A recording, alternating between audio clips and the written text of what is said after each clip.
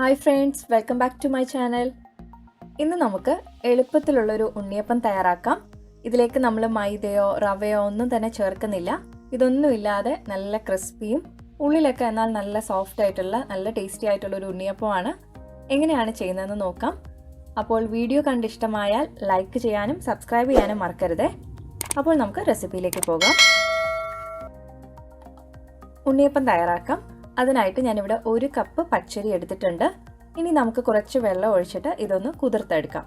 പച്ചരിയോ ഇഷ്ടമുള്ള ഏത് വൈറ്റ് റൈസോ നിങ്ങൾക്ക് എടുക്കാം.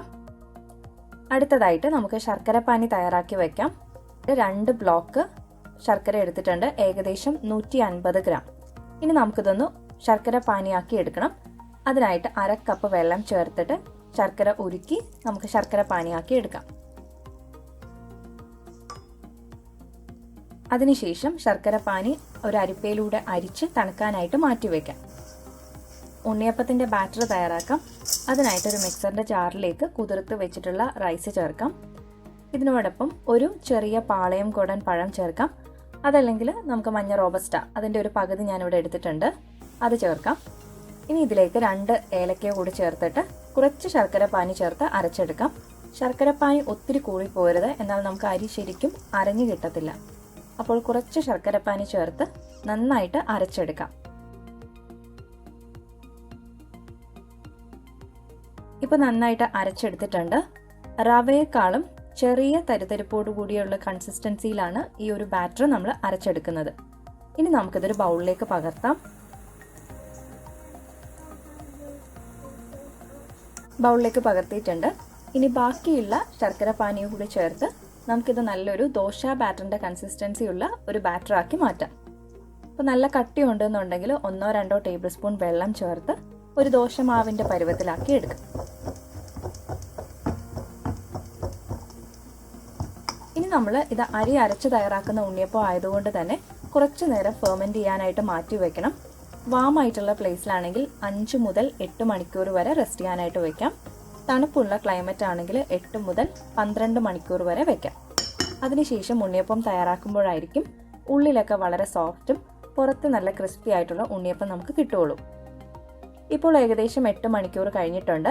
ഇനി നമുക്ക് ഇതിലേക്ക് വേണ്ട തേങ്ങാക്കൊത്തൊന്ന് ഫ്രൈ ചെയ്തെടുക്കാം. അതിനായിട്ടൊരു പാനിലേക്ക് നമുക്ക് 1 ടേബിൾ സ്പൂൺ നെയ്യ് ചേർക്കാം. നെയ്യ് 1 ടേബിൾ സ്പൂണിൽ കൂടുതൽ ചേർക്കരുത്, എന്നാൽ ഉണ്ണിയപ്പത്തിൽ ഒത്തിരി എണ്ണ കുടിക്കും.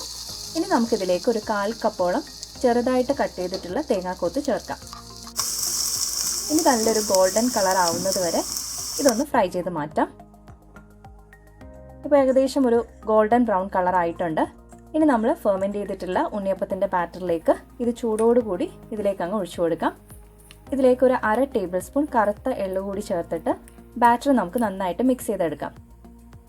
ഇനി ഉണ്ണിയപ്പം കുറച്ചുകൂടെ സോഫ്റ്റ് ആവണമെന്നുണ്ടെങ്കിൽ ഒരു 1/4 ടീസ്പൂൺ സോഡാപ്പൊടി കൂടി ചേർക്കാം. ഇനി ഉണ്ണിയപ്പം ഫ്രൈ ചെയ്യുന്നതിനായിട്ട് ഉണ്ണിയപ്പച്ചട്ടി അടുപ്പത്ത് വെച്ചിട്ടുണ്ട്. ഇനി ഇതിലേക്ക് നമുക്ക് വെളിച്ചെണ്ണ ചേർക്കാം. വെളിച്ചെണ്ണ നന്നായിട്ട് ചൂടായി വരുമ്പോഴേക്കും നമുക്ക് ഓരോ കുഴിയിലേക്ക് ബാറ്റർ ഒഴിച്ചു കൊടുക്കാം. വെളിച്ചെണ്ണ ഒഴിക്കുമ്പോഴും ഒരു 1/4 ഭാഗത്തോളം മാത്രം ഒഴിച്ചു കൊടുക്കാം. അതുപോലെ ബാറ്ററും 1/4 ഭാഗത്തോളം മാത്രം ഒഴിക്കാം. ഇത് ഫ്രൈ ചെയ്യുമ്പോൾ ഉണ്ണിയപ്പം ഒന്ന് ചെറുതായിട്ടൊന്ന് പൊങ്ങി വരും. അപ്പോഴേക്കും ഓവർ ഫിൽ ആവാതിരിക്കാനായിട്ടാണ് നമ്മൾ ഇതുപോലെ 1/4 ഭാഗത്തോളം ബാറ്റർ ഫിൽ ചെയ്ത് കൊടുക്കുന്നത്.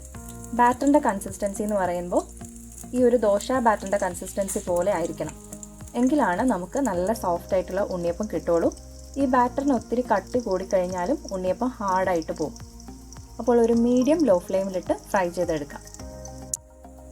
ഒരു സൈഡ് നല്ലൊരു ഗോൾഡൻ ബ്രൗൺ ആയി കഴിയുമ്പോഴേക്കും നമുക്ക് തിരിച്ചിട്ട് മറുവശം കൂടി ഫ്രൈ ചെയ്തെടുക്കാം.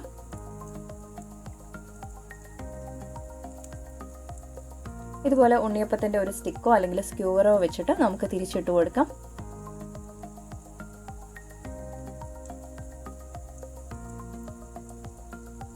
ഇനി ഇത് കുക്കായോ എന്ന് അറിയാനായിട്ട് ഇതിൻ്റെ സെൻറ്ററിൽ ഒരു സ്ക്യൂവറോ അല്ലെങ്കിൽ ഒരു ടൂത്ത് പിക്കോ വെച്ചിട്ടൊന്ന് കുത്തി നോക്കാം. അപ്പോൾ അതിലൊന്നും ഒട്ടിപ്പിടിക്കുന്നില്ല എന്നുണ്ടെങ്കിൽ ഉണ്ണിയപ്പം പെർഫെക്റ്റ് ആയിട്ട് കുക്കായി വന്നിട്ടുണ്ട്. ഇനി നമുക്കിത് എണ്ണയിൽ നിന്ന് എടുത്ത് മാറ്റാം. ഇതുപോലെ ബാക്കിയുള്ള ഉണ്ണിയപ്പം നമുക്ക് റെഡിയാക്കി എടുക്കാം. ഉണ്ണിയപ്പം ഒത്തിരി ഡാർക്ക് ബ്രൗൺ ആവുന്നത് വരെ ഫ്രൈ ചെയ്തെടുക്കരുത്. നല്ലൊരു ലൈറ്റ് ബ്രൗൺ കളർ ആകുമ്പോഴേക്ക് തന്നെ ഫ്രൈ ചെയ്ത് മാറ്റണം. ഉണ്ണിയപ്പം ഇരിക്കും തോറും അതിൻ്റെ ആ ഒരു കളറ് കുറച്ചുകൂടി ഒന്ന് ഡാർക്ക് ആവും. നമുക്ക് ഈ ഒരു അളവ് വെച്ചിട്ട് ഏകദേശം 40 ചെറിയ ഉണ്ണിയപ്പം ആയിരിക്കും കിട്ടുന്നത്.